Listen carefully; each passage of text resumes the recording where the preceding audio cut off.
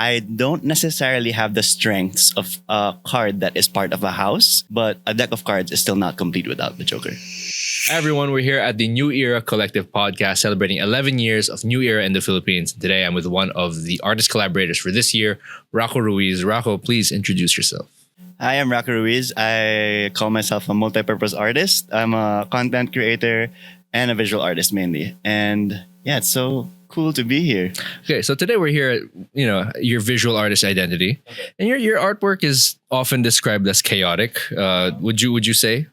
I would say like it's chaotic, but in an intentional way. Not like I'm just like throwing in random objects, just hoping like something comes together. Like everything there has a purpose, and I just like overloading it because it's just hard to pick one idea. So let's say you're designing a piece. What's going in that mind of yours? I'm just always thinking like, whose point of view is creating this piece? And recently I've been like trying to get back into my childlike psyche or childhood psyche. So I try to look at it through the point of view of my 7-year-old character, Razzle. He's a clown. So I'm trying to think like, what would this 7-year-old create if he had the like freedom to draw anything he wanted to draw? Okay, so thinking of that, so you're going back into your childhood. You're thinking back to like younger times. Yeah. So you're looking at a lot of inspiration. What is the weirdest thing you've had that inspired a piece? What's your weirdest inspiration story? Weirdest, I'd say I can't say that on camera, but like maybe weirdest that I've done that I've posted would definitely have to be I just get inspired by really niche things, memes. I think it's not necessarily weird, but I'd say like it's not every artist's go-to inspiration, because most artists these days like they really want to be taken seriously and stuff, and I totally respect that. But like for me, it's not my thing. It's like I don't want to be taken too seriously. No, understandable. That's part of kind of like the identity that you put out, is that someone who you're creating things based on what you perceive of the world, right? That's your approach to the work. So you're telling stories with your work. You're getting inspiration from everywhere. How did you approach telling the story of the piece for the cap? So the piece for the cap, because I kind of drew inspiration from the value I'm like trying to communicate from New Era, and it's pride. And I was thinking from my point of view, because like I wouldn't say like I look at pride in a way like, oh, I'm better than everyone or anything like that, but I look at pride like, this is who I am and I'm not gonna be sorry about it. Yeah, about confidence. And like and I don't want to be conceited. Like that's a fine line between like confidence and conceit. And for this one I was like thinking, okay, since Razzle is the artist, I'm in the mind of Razzle, the 7-year-old clown. He would draw something like, this is my fantasy world where my dog is the main character, and like the dog is in outer space. He's a flower, and like all my favorite things are just floating around in outer space. And I think if you just don't take yourself too seriously, if you give yourself permission to be kind of silly, I think that's when you can make your like purest art. That's very true. So you mentioned like, this is Razzle. Yeah, this is the mind of Razzle. We're walking to the Razzle verse. But you seem to have some sort of Raco verse going on in your artwork, wouldn't you say? I'd say like, I am Razzle and Razzle is me. In the same way, like if I just kind of exaggerated all my traits as a child, I would be Razzle. Because Razzle is like a shy, introverted child, but he likes performing. He likes art, but he doesn't know how to like face people. So I'd say he like communicates that through his artwork. So you're building a world with your work. If your New Era collaboration existed in that world, what would that world look like? Walk us through like the Racoverse. I'd say it looks a lot like the artwork I drew for New Era. This one right here behind us. And it's like I just throw in a lot of my favorite things. But of course it can't just be like, okay, as long as I like it, I'm going to put it in. It's gotta fit. It's gotta fit like, what would a wholesome 7-year-old child like love to see in his artwork? So that's what I try to put in that Racoverse. So it's a very colorful world you've built. Let's look at the artwork really quick. So it's a very colorful world you've built here, featuring the Razzle and your dog Dopa. Now, what are the challenges of designing something like this and translating that into a wearable piece? I think the challenge definitely is toning down the details, because like I wanted to put so much into this thing, but I was like, I can't really have a star in the piece if I put so much details. in the artwork. So it's a matter of like choosing like each thing. Like why would this character put this in the work? Like what's important about this object? Why does it have to be part of the artwork?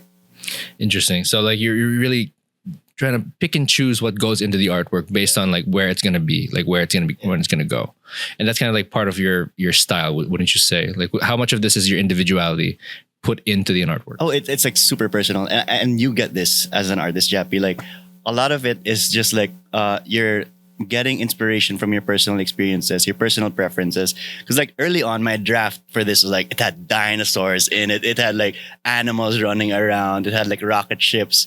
But I was thinking like we gotta tone it down a bit. Like what are things in Razzle's house that he likes? What are his personal things that he enjoys like day to day? That's how I was able to make it like not too over the top, but at the same time like not being sorry about like putting a lot of things into it. That's great. So that's you're not don't be apologetic about your work. That celebrates a lot of authenticity about you and individuality. So how important is it for artists to stay authentic to themselves? Like you said, like don't tone it down too much. Put yourself as much of yourself into the artwork. How important is that for artists today? I think it's super important because now the pool of artists that the world has access to seeing is like infinite now with the internet, and the strongest thing you can hold on to for yourself is your individuality. The stuff that shaped you prior to getting advice from everyone, prior to being shaped by like, oh, this is trendy now, do this. This is like what most artists are doing now, do this. It's more like, no, what would I really want to do? Despite like people telling me, you should try this, you should try this. And I'm not saying like be too closed off. Like it's okay to do trends sometimes. It's okay to try like what people advise you to do, but prioritize what you want to do. Like that should be number one. Like you're taking that kind of like that confidence and that pride into your artwork. Yeah, exactly. Right? Let's put this back. Okay. So your core value for this collaboration is pride. And as an artist who's built a very distinct visual world, as we've seen in your design, what are you most proud of right now in your creative journey? And how does that value translate into your work? What are you most proud of? I'd say like trying my very best to juggle many things, because as a guy who can't just do one thing like 7 days in a week, I really take pride in like because you see these people like saying, oh, I'm so tired, I'm so burnt out, and I take pride in like I do more than that person, and I don't say I'm tired. I don't say I'm burnt out, because it's a very I'd say it's a choice to want to do that much without saying, oh, pagod na ako, ayoko na magtrabaho. So you gotta choose the stuff you become tired for. I mean, that's true. I mean, I've known you a very long time, and we both know we're some of the busiest people we know. Dude. Yeah. No complaining, right? Yeah, it's like we enjoy it. We enjoy like I'd say it's like good burnout in a way. You're taking pride into your work. Yeah. How does that like translate into the artwork? Like you're proud of all the things you're doing. How does that translate into the energy you put into this? Yeah, it's like I'm proud for like all the things I'm doing and all the things I like enjoy. Because like a lot of people, especially because with the internet these days, they're so pressured into like, oh, I like this because it's what I see everyone else liking. But you gotta take pride in like, what do you really like? Like what's your favorite thing? Like for example, you see in my artwork, it's like pink and purple and like full of I would say like conventionally girly things. But that's because like that's just really what I like. And you gotta take pride in liking what you like. And it doesn't matter like if other people say, oh, this isn't what should fit your personality. This goes against your branding. You're like, no, I like this. I'll commit to it. Yeah, it's about being authentic to you, your style, your personal way of making work. Yeah, exactly. So your new era has been part of street culture, sports, and of course the creative community with artists like you and the other collaborators for decades. How do you see yourself fitting into that history, into that community? I always like to think of myself like the Joker in a deck of cards, because like I don't really belong to any house. It's just like I'm the wild card in the deck. It's like I don't necessarily have the strengths of a card that is part of a house, but a deck of cards is still not complete without the Joker. That's a really good way of putting it. Like you're still like well, sometimes everyone's favorite card is the Joker card. Yeah, even if it has no real purpose, you would say like, I mean- depends on the game. Like if the game revolves around the Joker card, okay. But like in general, it's just like the collector's item kind of card. So you're a collector's item. I'd like to believe so. And that's a good way to put it. I'll change my IG bio to collector's item. So last question. If the collaboration cap you made could speak to its future owner, what would it say? I'd say be proud of who you are. And it's super aligned with like the trait that New Era told me to like revolve my artwork around. Because if you're not proud of who you are, who else is gonna be proud of who you are? Like That's a really you good are answer. your last teammate.